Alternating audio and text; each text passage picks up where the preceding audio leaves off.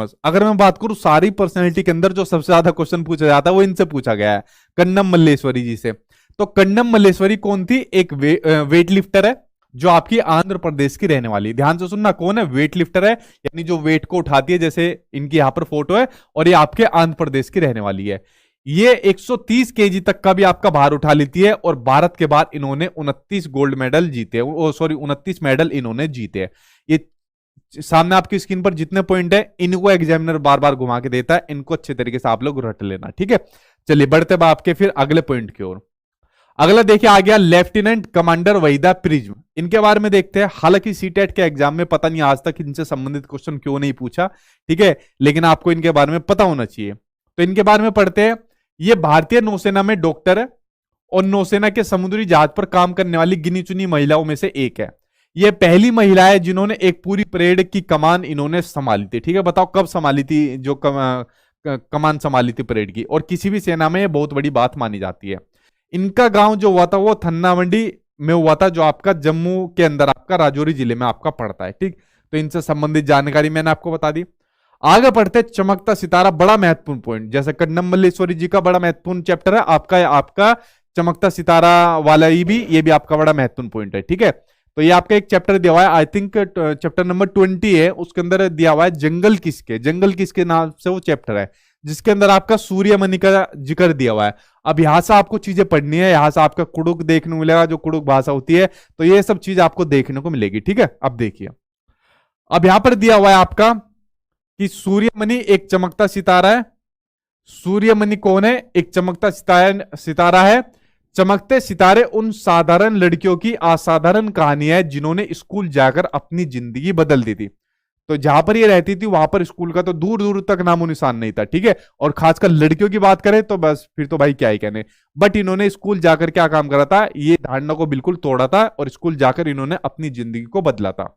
तो सूर्यमणि चाहती थी कि जो लोग होते हैं, ध्यान से सुनना बात को, जो लोग होते हैं वो जो त्योहार होते हैं, जो उनके त्योहार होते हैं, रीति रिवाज होते हैं, जो भी उनके कल्चर से जुड़ी चीज होती है, और जो भी उनके गीत होते हैं, गाने होते हैं, उनको गाए, त्योहारों को मनाए, उनको भूले ना, और अपने पहनावे को चाव से पहने, ना कि शर्म करके पहने कि यार मैं इस तरीके से कपड़े पहनना हूं, क्या सोचेंगे। आजकल वेस्टर्न कपड़ों का जैसे चलन बढ़ रहा है, तो इस चीज को इन्होंने नकारा था, ठीक। आगे देखते हैं और क्या पॉइंट दिए हुए। जड़ी बूटी की समझ और बांस की चीजें बनाने की कला बच्चे भी सीखे। अपनी स्कूल की जो भाषा होती है उसको तो सीखे ही, अपनी कुड़ुक भाषा का भी रिश्ता रखे, ठीक है। देखिए अब ये कुड़ुक भाषा आपकी देखने मिली, बहुत बार आपके एग्जाम में आता है, कुड़ुक भाषा क्या होती है, कुड़ुक का संबंध किससे होता है। अभी सब चीजें हम लोग पढ़ेंगे कुड़ुक के बारे में, ठीक। भाषा का रिश्ता भी उससे जोड़े, ये मैंने आपको बता दिया। तोरांग में कुड़ुक क्या होता है? तोरांग में नहीं, ये वाली लाइन नहीं, ये तो रह गई। यह सब तोरांग एक सेंटर है, उस केंद्र में होता है। देखिए तोरांग क्या था, एक सेंटर बनाया गया, केंद्र बनाया गया। जो केंद्र बनाया गया, सेंटर बनाया गया था, ये आपका किसने बनाया था? सूर्यमणि ने बनाया था अपने दोस्तों के साथ मिलकर। तो जो सेंटर बनाया था, केंद्र बनाया था, इसमें जो कुड़ुक समाज के लोग रहते थे उन और अन्य जो आदिवासी रहते थे, तो उनकी किताबों को इसमें रखा जाता था। उनके गाने बजाने की कई चीजें जैसे बांसुरी और तरह तरह के ढोल को भी इस तोरांग यानी सेंटर में रखा जाता था, जो सूर्यमणि ने आपका बनाया था।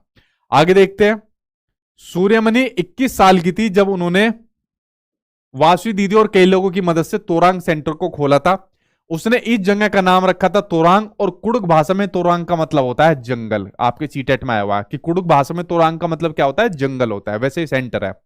कुड़ुक भाषा देखिए कहां पर बोली जाती है। कुड़ुक भाषा आपकी भारत में, नेपाल में, भूटान में और बांग्लादेश में बोली जाती है। लेकिन अगर मैं बात करूं इंडिया में, तो इंडिया में आपकी कहां बोली जाती है? तो इंडिया में आपका बिहार, मध्य प्रदेश, छत्तीसगढ़, झारखंड, और झारखंड पे वेरी वेरी इंपॉर्टेंट लगा लेना, क्योंकि एग्जाम में सबसे ज्यादा जो पूछा गया है वो झारखंड पूछा गया है, ठीक है। तो उसको ज्यादा आपको प्रायोरिटी देनी है, और आपके पश्चिम बंगाल में भी, ठीक है। तो इसमें आपका है उराव जनजातियों द्वारा आपकी ये बोली जाती है, जिसको उराव भाषा भी कहते हैं, ठीक।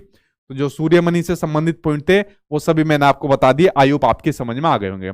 अब देखिए एनसीईआरटी की किताब में एक आपका टॉपिक दिया हुआ है, डांडी यात्रा दिया हुआ है। तो डांडी यात्रा आप सभी को पता होगी,